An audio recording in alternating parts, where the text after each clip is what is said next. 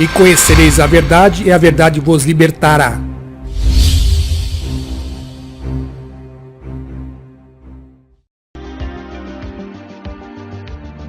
A origem dos fósseis. Existem proposta criacionista a respeito. Primeiro, que os fósseis contam a história de como esses animais morreram. Os métodos de datação que nós estamos tão habituados estão baseados praticamente em pressuposições que são questionáveis. Esse é um outro probleminha que a gente tem. E outro, que o dilúvio de Gênesis oferece uma teoria plausível com a evidência que a gente encontra aí fora. Gostaria de dar um passeio com vocês para alguns lugares e ver algumas coisas. Por exemplo, dentro da área dos aspectos geológicos, você observa, por exemplo, o Grand Canyon. Grand Canyon é um negócio fantástico, e o pessoal continua insistindo em dizer que um pequeno riozinho chamado Rio Colorado foi passando ali pelo meio, passando, e criou esse tremendo desse cânion. O grande problema é como é que fica a erosão da chuva e do vento. Se o riozinho demorou milhões de anos para cavar esse cânion, por que as paredes dele não são arredondadas por causa da erosão da chuva e do vento? Tem que ter uma outra explicação. Você pega, por exemplo, as montanhas rochosas. Essas ficam lá pertinho do Canadá. Como que você dobra uma rocha? Não dá para dobrar uma rocha, a menos que você a dobre antes dela ser rocha. Seria mais ou menos como dobrar um tijolo. Você não dobra um tijolo. Você teria que dobrá-lo antes dele ser levado ao forno, tá? Uma das últimas fotos do Columbia, do último voo que foi feito, se você observar, você está vendo um negócio meio esquisito, onde tem uma flecha. Isso é o fundo dos oceanos. A maior cadeia de montanhas encontra-se no fundo dos oceanos. Aproximadamente 74 mil quilômetros ininterruptos de montanhas no fundo dos mares.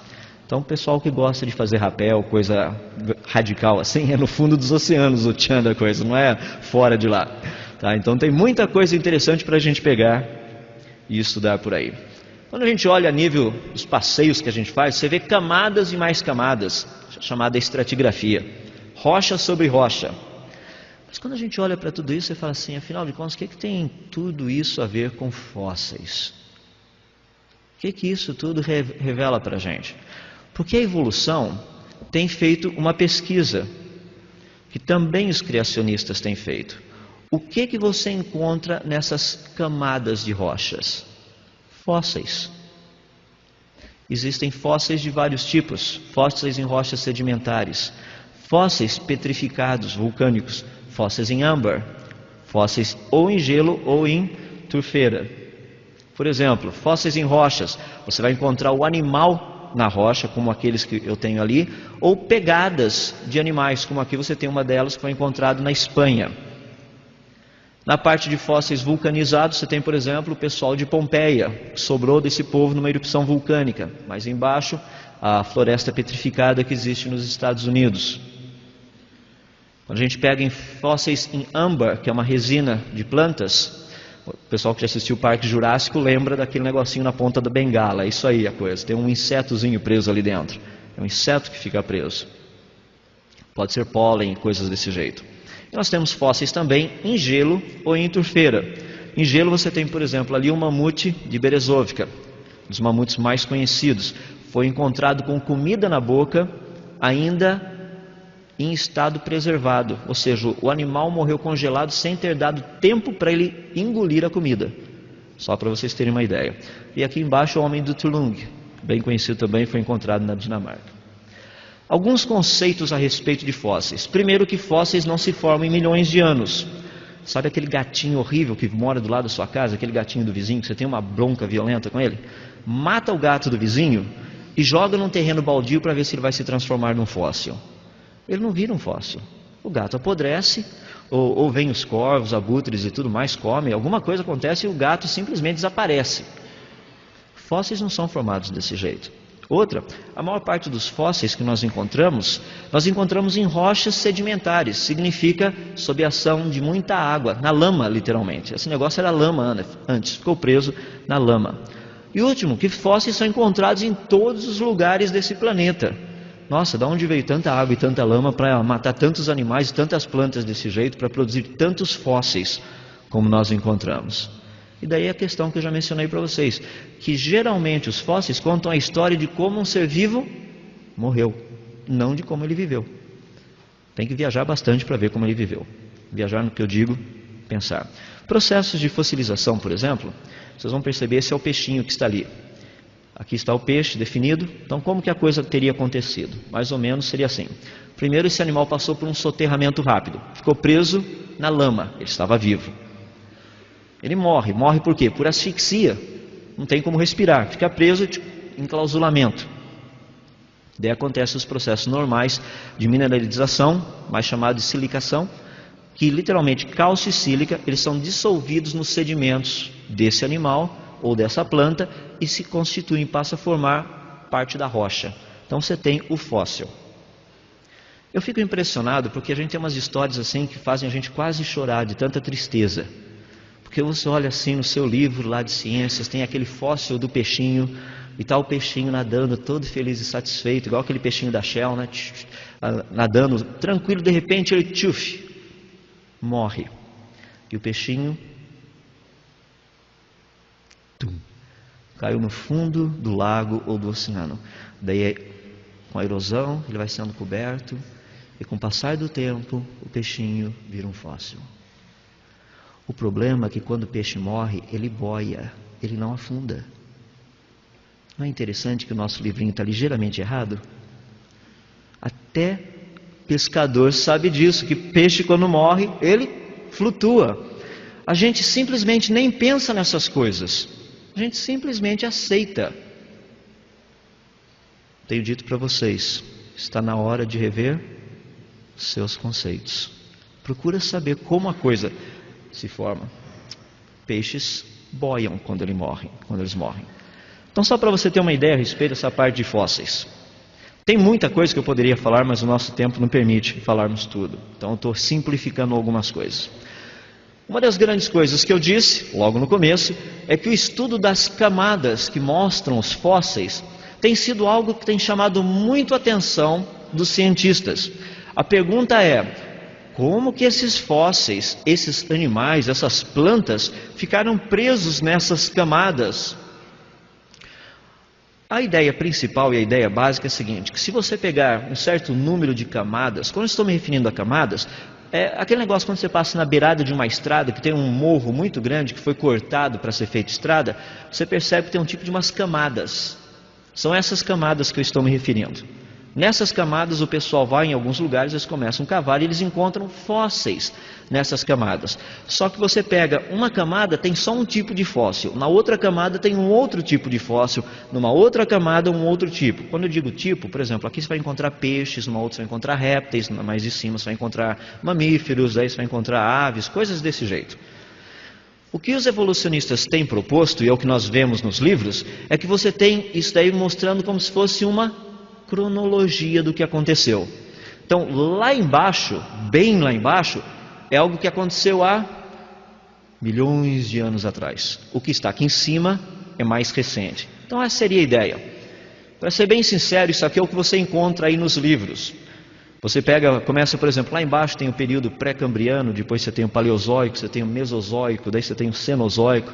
Para ser bem sincero, isso aí tem um monte de nome bonitos para a gente dar para filho. Imagina só, você chama o seu filhinho de ordoviniano. Isso é um nome bonito. Se ele for meio assim, tiver uma carinha de réptil, você pode chamá-lo de jurássico. Funciona bem também. Plioceno, mioceno e oligoceno, se forem trigêmeos. Então tem várias possibilidades de nomes aí. Esses são nomes que são dados para períodos. Essa datação que está aqui eu peguei há cerca de mais ou menos um mês atrás. E ela tem mudado com uma certa frequência, porque varia de acordo com o que o pessoal tem descoberto. Mas mais ou menos você tem o que foi encontrado dentro dessas camadas. Então isso nós chamamos de eras geológicas. Como que o pessoal fez o sistema de datação antigamente, por volta dos anos, finalzinho dos 1800, comecinho dos anos 1900? Funcionava mais ou menos assim.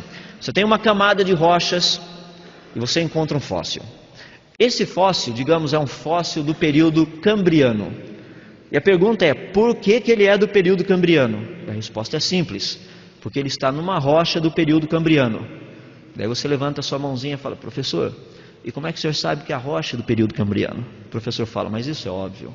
É porque esta rocha possui fósseis do período cambriano. Posso fazer mais uma pergunta? E como é que o senhor sabe que os fósseis são do período cambriano? Ele chega a falar assim, mas olha, é por isso que você está na escola. Os fósseis são do período cambriano porque eles se encontram numa rocha do período cambriano. Mas professor, e como é que o senhor sabe que a rocha é do período cambriano? Ele falou, meu filho, se você perguntar mais uma vez, te dou 0.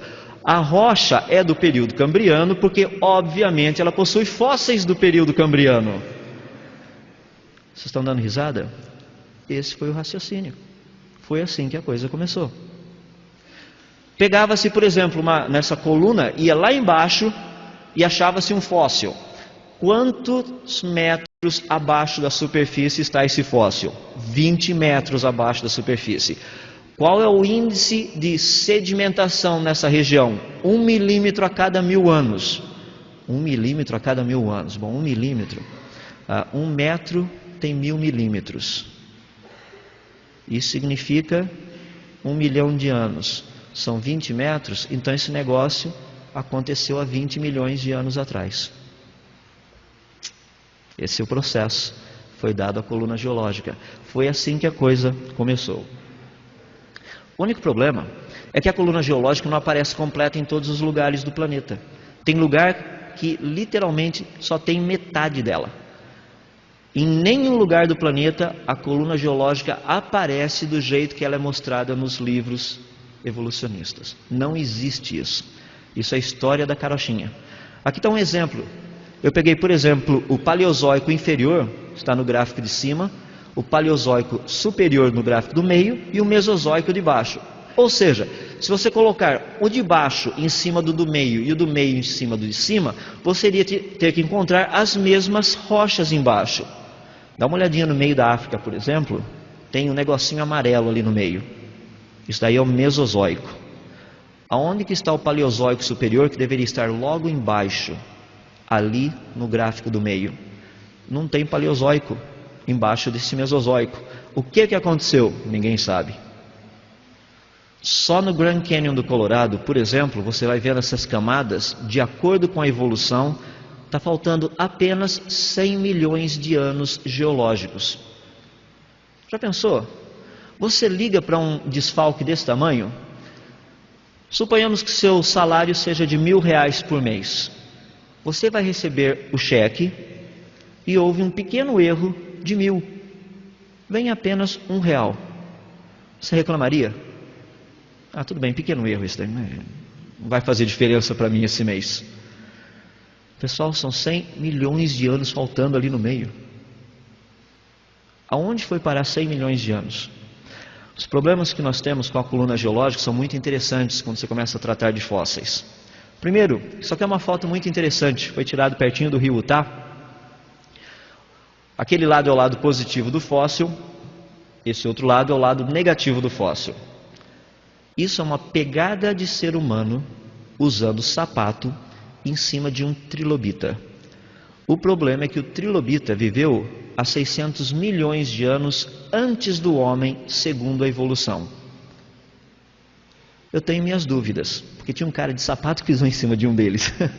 E estava marcado na rocha ainda, ficou bem escrito para ninguém ter dúvida do negócio. Esse é um problema sério. Isso são 100 milhões de anos de diferença de acordo com a evolução, e a gente tem prova de que homens e trilobitas viveram juntos. O interessante é que se você datar essa rocha, ela tem cerca de 600 milhões de anos.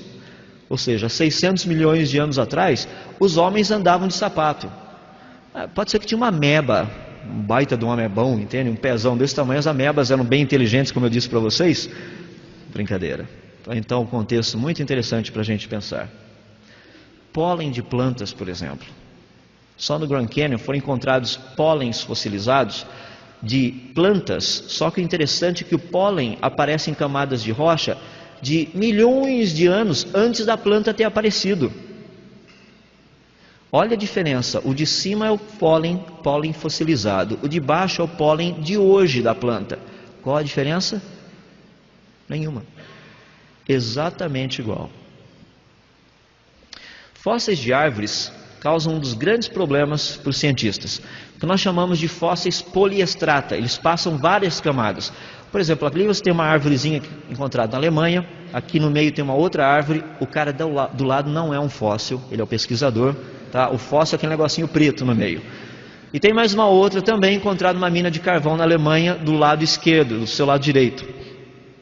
Essa árvorezinha aqui do lado, a primeira, tem cerca de aproximadamente uns 7 milhões de anos.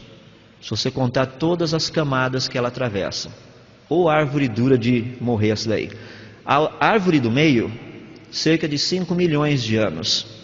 E essa da Alemanha, a da direita, ela está de ponta cabeça. Significa que no passado as árvores cresciam com as raízes para cima e com as folhas para baixo. Nós percebemos árvores em várias posições depois da explosão do Monte Santa Helena lá nos Estados Unidos, o Mount St. Helen. Quando ele explodiu em 1980, ele formou, literalmente, ele produziu uma lama, um lamaçal muito grande que desceu morro abaixo e detonou todo esse negócio. Então você encontra no meio dessa lama árvores em pé, árvores inclinadas, árvores de ponta cabeça, do jeito que você quiser. São indicações que a gente precisa estudar. Dentro da área de datação, eu expliquei para vocês dentro da coluna geológica como que o pessoal fazia a classificação, mas você pode perceber que o método não era muito científico. Então o que eles resolveram fazer é criar um processo mais científico. E o Wheeler Libby, em 1955, praticamente desenvolveu um método que ficou conhecido como carbono 14. Carbono 14 ele tem um princípio que é chamado de meia-vida do elemento. Carbono 14 é um carbono radioativo. Ele tem a tendência de voltar a ser nitrogênio, porque ele era nitrogênio antes. Ele passou a ser carbono e agora ele quer voltar a ser. Só um exemplo. Se você pega 800 gramas de carbono 14 e guarda num lugar, dali 5.730 anos, você teria apenas metade disso. Apenas 400 gramas de carbono 14. O restante se transformou em nitrogênio. Mais 5.730 anos, mais metade se transforma em nitrogênio, agora você só tem 200 gramas de carbono 14. Passam mais 5.730 anos, você tem apenas agora 100 gramas de carbono 14. Você fala, tá, mas o que tem a ver isso aí com a datação do carbono 14, afinal de contas? A gente precisa entender essa parte do pacote para entender o resto. Carbono 14 funciona mais ou menos assim. Você tem nitrogênio na atmosfera da Terra. A radiação do Sol bate no nitrogênio, transforma isso em carbono 14. Carbono 14 se junta a 2 átomos de oxigênio produzindo CO2.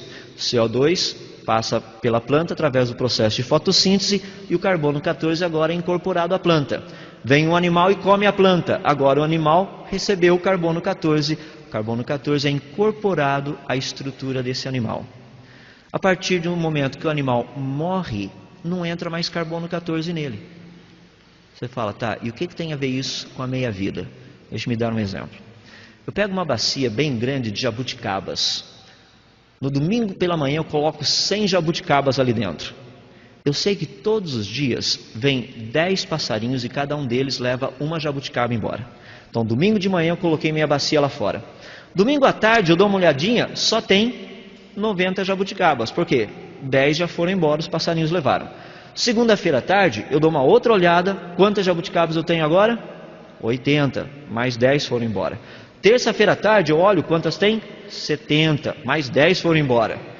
Que dia da semana eu teria apenas 30 jabuticabas? Quantos dias se passaram? 70 semanas de Daniel. 70 jabuticabas já foram embora. Sobraram apenas 30. Se são 10 por dia, 7 dias se passaram. Como é que funciona então? Domingo, segunda, terça, quarta, quinta, sexta, tem que ser sábado à tarde. É a mesma ideia do carbono 14. Quanto de carbono tinha quando o animal morreu? Quanto que tem hoje? Acha a diferença, isso te dá o valor em anos. Dá um exemplo prático para vocês. Eu saio por aí, encontro um pedacinho de árvore fossilizado, que é uma erupção vulcânica. A pergunta é, quando aconteceu essa erupção vulcânica? É isso que eu estou querendo saber. Então vamos pesquisar. O que está disponível para mim? Meu pedacinho de carvão. Vou pegar meu pedacinho, levo lá na máquina, coloco e vou medir. Quantas desintegrações de carbono 14 estão acontecendo? 7 desintegrações de carbono 14 por grama por minuto. É isso que está acontecendo. Legal. Quantas desintegrações estariam acontecendo se esse pedacinho de carvão tivesse literalmente, a erupção tivesse acontecido hoje? Que é o dado atual, que é o que eu preciso para comparar. Hoje eu teria 15,3. Agora, simplesmente o negócio fica fácil. Por quê? Você usa a sua famosa equaçãozinha da lei da concentração, pluga os númerozinhos ali, você tem a meia-vida do carbono 14, faz o cálculo do negócio, resultado, 6.500 anos. Ou seja, essa erupção vulcânica aconteceu há 4.500 antes de Cristo. Você fala, mas o método é bom. O método é bom. Tem alguns probleminhas. Pequenos probleminhas que eu gostaria de mostrar para vocês. Primeiro, quem me garante que a quantidade de carbono 14 na época da erupção era igual a que é hoje? Nós não sabemos. Assume-se que é a mesma, porque a quantidade é muito pequena. O problema é que o dado científico mostra o contrário, que essa quantidade de carbono 14 está aumentando. Ou seja, o carbono 14 dá uma indicação errada para a gente da idade. A outra é que o carbono 14 só é válido até 50 mil anos. Não dá para fazer datação acima de 50 mil anos. Deixa-me dar um exemplo. Eu chego para vocês e falo assim, nossa, está ligeiramente quente aqui dentro, acho que está uns 25 graus centígrados. Não sei para vocês aí embaixo, eu com toda essa luz aqui em cima, parece que está uns 25 graus centígrados. Você fala, não está tudo isso. Está a 25 graus centígrados? Ou está a 77 graus? Ou 298 graus? Os grandes problemas que nós temos, quando eu menciono valores, é o seguinte: que escala eu estou usando? Por exemplo, a nível de temperatura. Eu poderia me referir a 25 graus Celsius, ou 77 Fahrenheit, ou a 298 Kelvin. O grande problema que nós temos é, um ano de carbono 14 radioativo equivale a um ano de 365 dias? Aí é o nosso problema com o carbono 14. Então vocês têm uma ideia aqui do porquê a gente só data até 50 mil anos. A 50 mil anos seria equivalente a você ter 0,04 desintegrações de carbono 14 por grama por minuto. Ou seja, está aí, praticamente você não consegue coordenar um tipo de desintegração desse jeito no laboratório. Esse é o limite. Então se alguém chegar para você e falar, nossa, mas tem um fóssil aqui que foi datado, deu milhões de anos, e dataram com carbono 14. Pode dar risada porque é mentira. Só até 50 mil. Existem outros métodos, eu não vou tratar deles só para vocês saberem. Existe, por exemplo, potássio, argônio, rubídio, estrôncio, tem uma tonelada deles aí. Todos nomes bonitos, para a gente dar para os filhinhos, são nomes dos elementos químicos. Só um exemplo, a mesma rocha datada com dois métodos diferentes. Num método deu cerca de aproximadamente 100 milhões, que é de 10 mil a cento e poucos milhões de anos, que é o potássio argônio. No rubídio estrôncio, a mesma rocha deu de 1,27 a 1,39 bilhões de anos. Uma pequena diferença. O método é o mesmo. Ou seja, a rocha é a mesma. Alguma coisa está errada. Qual dos dois o pessoal usa? O que dá o valor mais antigo. Probleminha com a evolução das aves. Só para exemplificar a questão de datação. Nós temos o seguinte, que quando a gente dá uma olhadinha, você percebe que na escala evolucionista, as aves vieram depois dos répteis. Então se você pega, por exemplo, esse achado do Mark Norell, está de acordo, foi datado cerca de 125 milhões de anos. Excelente. O John Rubin também achou um fóssil e foi datar o fóssil, vocês podem ver que não é datado com carbono 14, e o dele deu 220 milhões de anos. 220 milhões de anos significa que as aves vieram antes dos dinossauros. A pergunta é qual dos dois está certo? A evolução sempre procura puxar a sardinha para o seu lado. Esse é o grande problema que nós temos trabalhado esses dias. Já mencionei que existem outros métodos de datação. Só para vocês saberem, tem varvito, magnetismo terrestre, dendrocronologia, que é dos anéis de árvores, tem termoluminescência, tem um monte deles aí. Só para vocês saberem que existem outros métodos. Deixa eu dar algumas coisas interessantes dentro dos fósseis. Fósseis vivos. Selacanthus, por exemplo, foi por muito tempo considerado aquele animal que foi o réptil, o peixe de transição entre peixes e répteis, e anfíbios, desculpe-me. Você tem fóssil, viveu cerca de mais ou menos, o fóssil foi datado cerca de 350 milhões de anos atrás, e deve ter desaparecido há 280 milhões de anos atrás, porque nas rochas de 280 milhões para cima você não acha mais selacanthus. Então, na época ele deveria ter desaparecido. Em 1938 pescaram o primeiro, em 1952 o segundo, em 1987 filmaram um cardume inteirinho nadando no fundo dos oceanos, em 1995 já sabiam que tinham 2 famílias de selacanthus. Mudou alguma coisa? Nada. Tuatara, um fóssilzinho datado 225 milhões de anos. Deve ter sido extinto há 135 milhões de anos atrás, porque em rochas de 135 milhões para cima não se acha mais tuatara. Fotografia da tuatara. Isso aqui é muito interessante, porque alguns pesquisadores, quando chegaram nas ilhas da Nova Zelândia, no comecinho do século passado, estavam lá fazendo pesquisa, de repente passa um garotinho, né, andando, adivinha com o quê? Qual era o bichinho de estimação dele? Uma tuatara. Os cientistas ficaram doidos. Uma tuatara viva, isso é fantástico. Nós compramos a sua tuatara por $1.500. Tchum! O menininho vendeu a tuatara e foi embora. $1.500 no bolsinho. No outro dia veio um menininho com uma cesta de tuataras perguntando se eles queriam comprar mais.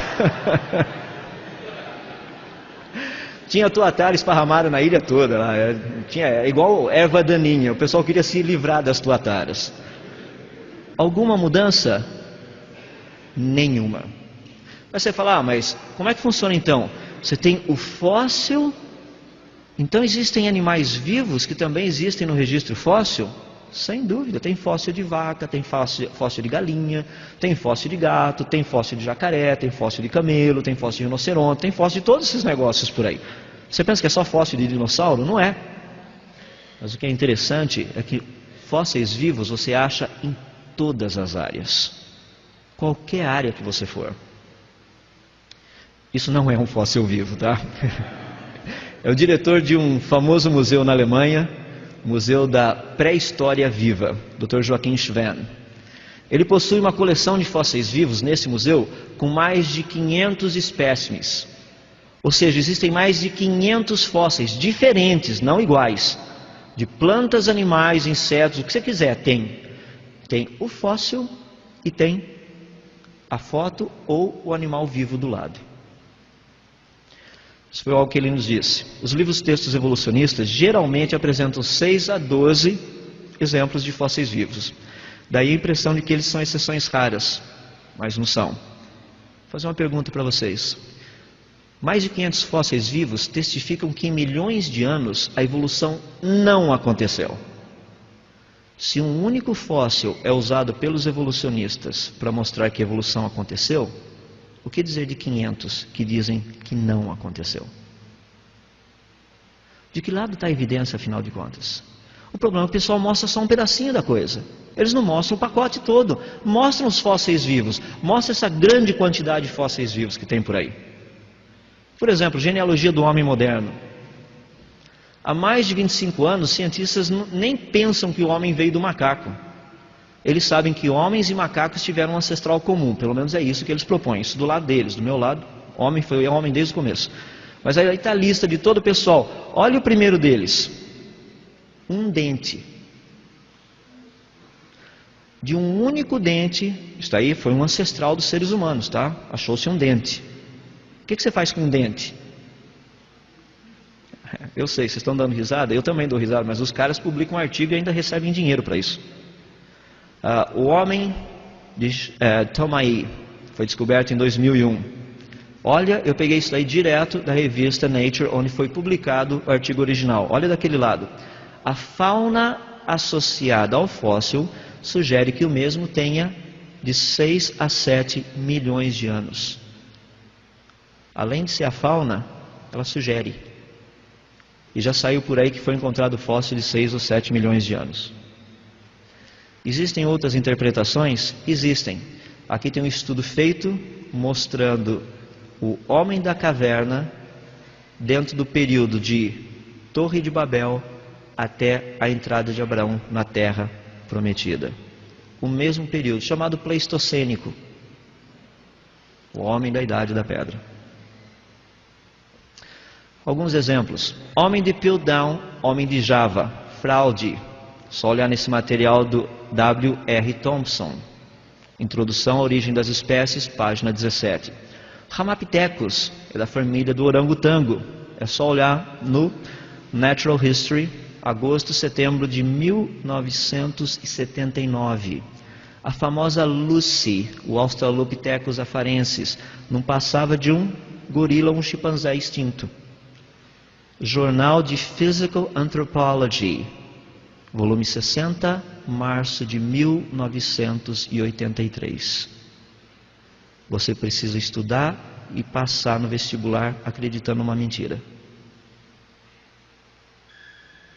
Dá para ter um pouquinho de ideia da revolta às vezes que a gente sente, da briga que a gente tem? Isso é jornal, isso aí você pode pegar.